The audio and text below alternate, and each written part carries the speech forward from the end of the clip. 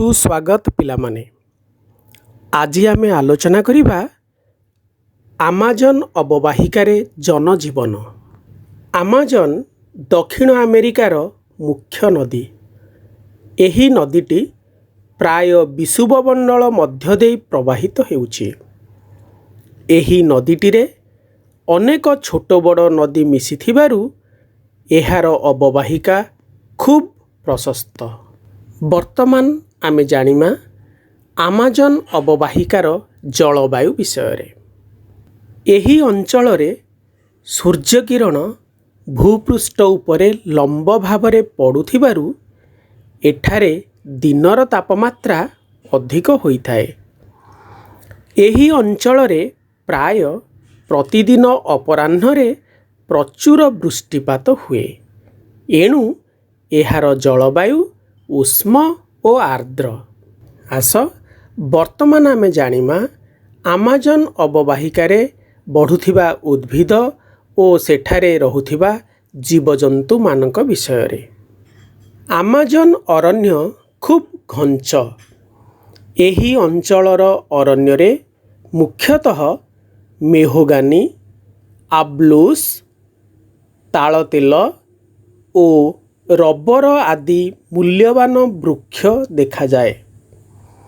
एठाकार अरण्य घंच होइथिबारु भूमि उपरे सूर्यकिरण प्राय पड़ी पारे नाही। खरा पड़ु नथिबारु भूमि सर्वदा सन्तसंतिया रहे। तेणु छाईरे बढ़ी पारुथिबा विभिन्न प्रकारर ऑर्किड और केतेक लता जातीय परांगपुष्ट उद्भिद एठारे देखा दिए। एही अरण्यरे मांकड़, स्लथ, उईखिया टापिर आदि अनेक प्राणी देखा जाती। स्लथ पृथ्वीर सबुठारु धीर प्राणी और एहा गछरे रहे। एही जीवटी गछर पत्र, फल, फूल खाई बंचे। उईखिया टापिर हुंकारु उई और कीटपतंग खाई बंचे। वर्ष सारा प्रबल खरा और वर्षा जोगु ए अंचलटी सदाबेले सन्तसंतिया। एणु ए अंचल विभिन्न प्रजातिर सरीसृप और कुंभीरंकर एक सुरक्षित स्थान। आनाकोंडा और बोआ जातीय भयंकर साप एठारे ही देखा जाती। हजार हजार कीटपतंग और माछ मानंकर एहा आदि भूमि।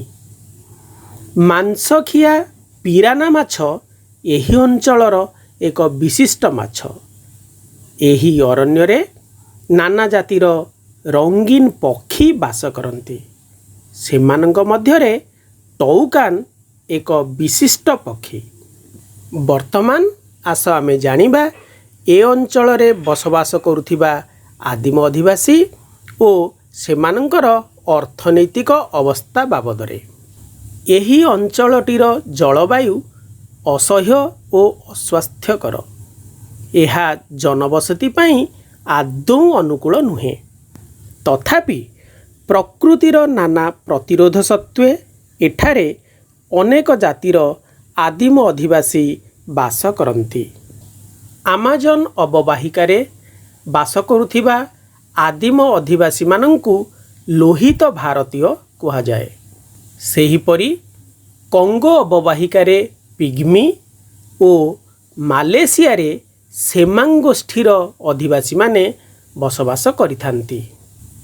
एही अधिवासी माने अरण्यरू शिकार करी फलमूल संग्रह करी अथवा नदीरू माछ धरी जीविका निर्वाह करती। केतेक अधिवासी स्थानांतरित कृषि कार्य करिथांती। तेबे आमाजन अववाहिकारे स्थानांतरित कृषि प्रणाली रे एठारे आदिम अधिवासी माने कदली, सपुरी, मिठा आलू बा कासाभा और टापियोका आदि चाष करिथांती। आजिकाली କଫି, ମକା ଏବଂ କୋକ୍ ଜାତୀୟ ଅର୍ଥକାରୀ ଫସଲ ମଧ୍ୟ ଚାଷ କରାଗଲାଣି। ଘଞ୍ଚ ଜଙ୍ଗଲ ହେତୁ ଏବେ ଏଠାରେ କେତେକ କାଷ୍ଠଭିତ୍ତିକ ଶିଳ୍ପ ବୃଦ୍ଧି ପାଇଛି।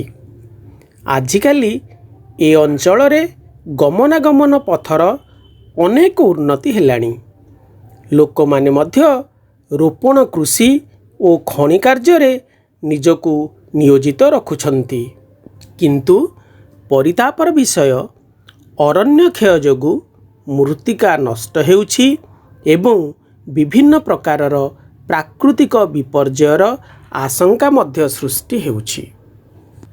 ବର୍ତ୍ତମାନ ମୁଁ ତୁମକୁ କେତୋଟି ପ୍ରଶ୍ନ ପଚାରୁଛି, ତୁମେ ତା'ର ଉତ୍ତର ଦେବାକୁ ଚେଷ୍ଟା କରିବ। ପ୍ରଥମ ପ୍ରଶ୍ନଟି ହେଉଛି, ଆମାଜନ ନଦୀ କେଉଁ ମହାଦେଶର ଏକ ମୁଖ୍ୟ ନଦୀ? ଉତ୍ତରଟି ହେଉଛି ଦକ୍ଷିଣ ଆମେରିକା। ଆମାଜନ ଅବବାହିକାରେ ଏକ ମାଂସଖିଆ ମାଛ ଦେଖାଯାଏ।